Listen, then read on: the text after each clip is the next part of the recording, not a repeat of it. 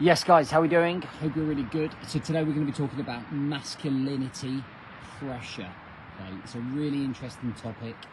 We're going to look at some of the external factors that are affecting how we show up as guys, how we convey our own emotions and mindsets, some of the things that are stopping us from probably reaching our potential in some respects. And I think this is going to be an important show in terms of really trying to self-identify who you are as a guy and understanding how to convey, how you communicate, how you express yourself, so that you can get the absolute most out of your own individual self, if you like. Okay, it's Monday, it's show 464. Let's get on with it. Welcome to the Rise to Thrive show. I am your host, James Borman, and if you are coming through, then please do let me know and hit the love heart button, and also comment how your weekend was, or if you struggle to really understand where masculinity is going in today's world. Okay, so I want to just share some of these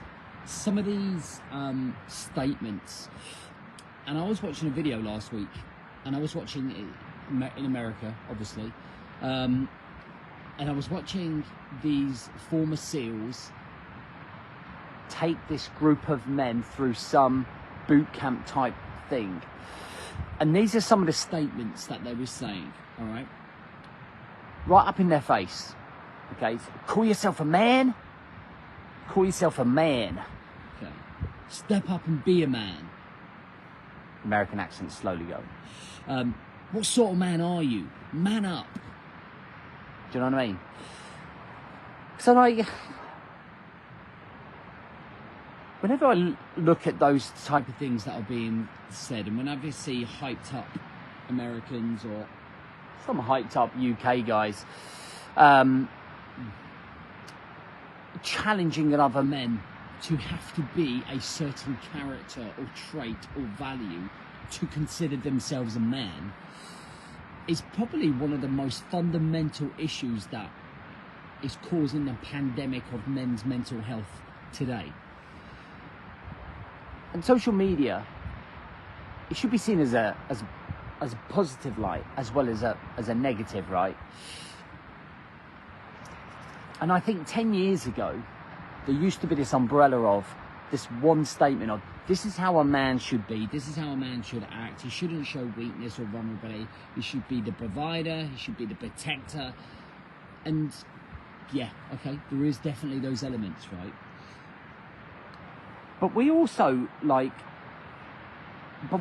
have this other thing that's going on in our mind, where there is absolutely this built up pressure of everyday living right now. Okay, and I think that one of the things that we have to face, or we have to deal with, is learning how to manage a lot of the emotions and behaviours that we have. Now, if we are listening to the man up, what type of man are you? You're not a man unless you crawl 500 miles around this beach and back to me. It's a false representation about what a man should be. Okay, and I can't tell you what type of man you should be, because what I think now is how I feel like we should have evolved over the last 10 years is that I've got my version of masculinity. So I've got my little umbrella up about the values and qualities of what contributes to being a man. The guy walking down the seafront there will have his own interpretation of what masculinity is. So he's got his own umbrella about the qualities that he has. And a lot of it is stemmed from our own experiences, right? From our own experiences, from our own conflictions, from our own childhood, from our own upbringing. And we kind of form that type of masculinity. But then as soon as we start looking at the external world and we start putting it all together, these are the things that stop us from showing the three key things that I think many of the men deal with, which is feeling vulnerable, being able to portray and show weakness, okay, and then the last one was lowering your status. So if we're trying to deal with all of these issues, and people are telling you to man up and what type of man have you to show any type of weakness, okay, then we never really know how to show these things or deal with these things. We end up just closing into this shell of hardness. And it is very much military-like, right? It's kind of like, almost like, just get over it, just get on with it. Whereas I feel like vulnerability is a strength, right? It's not a weakness. Showing vulnerability is the ability to be able to actually go, you know, I've got some cracks, I've got some things going on. Because if we fight it all of the time,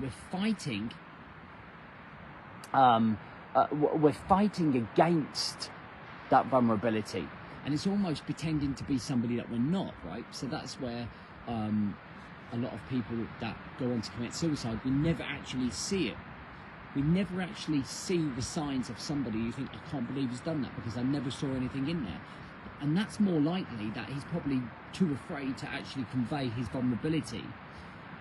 Doesn't want to lower the status by showing weakness, right? And you can't define masculinity as a whole, as a group now, as a world. It's an individual basis. So there are 37 people watching right now, and if every single one of us is a guy watching, each one of you will be able to define masculinity for you. And that's what's important. But what we have to be able to do is be able to filter all of the external noise, like the man-ups and what type of man are you, and you're not a man if you're showing weakness, and put yourself into your own category so that you feel comfortable with your own identity, your own emotions, the way that you deal with things. Like, I have no issues with being open about crying, about having bad days, about sharing that with you guys. One of the reasons I'm so honest, and one of the things that I always said that I was going to do as I built my brand, was to be open, was to be always like, these are the struggles that I have, this is the things that make me cry, this is the things that make me feel weakness. And the reason I don't allow it to bother me with status or lowering it or showing vulnerability and weakness is because our saying is lead you to lead them. So I want you guys to understand that actually, as somebody that's in the public view, or a public figure that does a lot of talking, that influences quite a few guys, it's okay to feel like that, right? But there will be many coaches who will portray themselves and actually go like, there are no problems with me, man up, go and get yourself sorted out, just get over it. Like, do you know what I mean? So you have to be careful about the messages that you're listening to, who you're listening to, because I think that they have direct influence on how you see yourself. And then that affects how you communicate with yourself, how you communicate with your son or your daughter or your wife. You know, I've got a young 16-year-old boy, had an incredible chat with him yesterday. It's the first time he's opened up, and I saw him slowly untie himself into the knot that he got himself into, because I finally got him to open up to me after 5 months. And it was a magical moment. It was a really important moment. But the one statement that he said to me that stood out, I could never tell my mates because it would lower my status and because of the ego. Because they don't understand at that age. And everything that we're talking about now is what we should be talking about from probably year 8 or 9 in school, so that kids understand themselves better. More than ever, between the ages of 14 and 20, everybody's conveying into this one umbrella of masculinity because of ego, because of status. Do you know what I mean? And then that carries on with them. And as parents, it's important for us to be role models to these kids, to talk to them, to explain to them a lot of the stuff I'm explaining to you. Because if we don't, then the problem continues, right? So when I die and when you die, I like to think that we leave the world in a better place. So that means that I've got to convey my thoughts, my processes, my thoughts, my processes, the way that I see the world, onto the kids, so that actually my son can then start talking to his kid at an early age about opening up, about some of the problems that they have as young kids, young adults, as 16-year-olds. And then they can take that through their life, and they're already starting to learn about coping mechanisms. They're already starting to learn about understanding themselves, understanding status.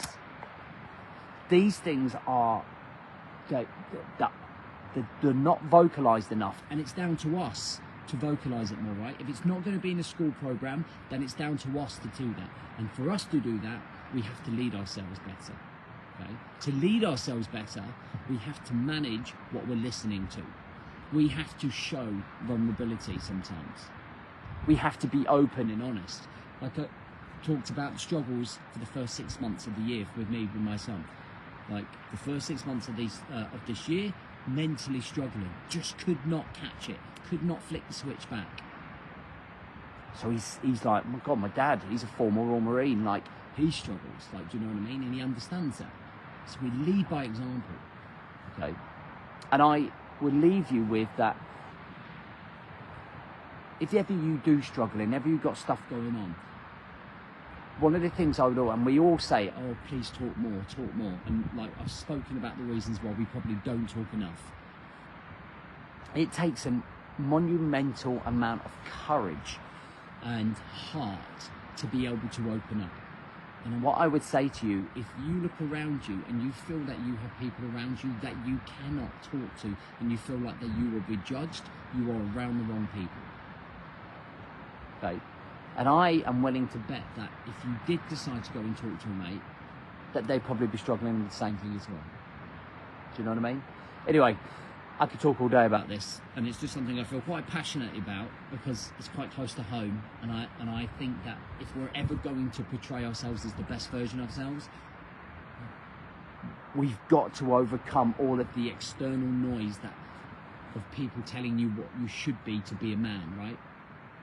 It's your individual choice, your individual definition, your individual process and qualities and values that make you you, and that builds up that self-identity, okay, and the self-esteem to do that. Anyway, let me know what your number one takeaway from the show was, and I'd really appreciate if you did that. I'm going to hang up in a minute. Just take a second to go back into the post and in the comments let me know what your thoughts are, because it's an interesting topic.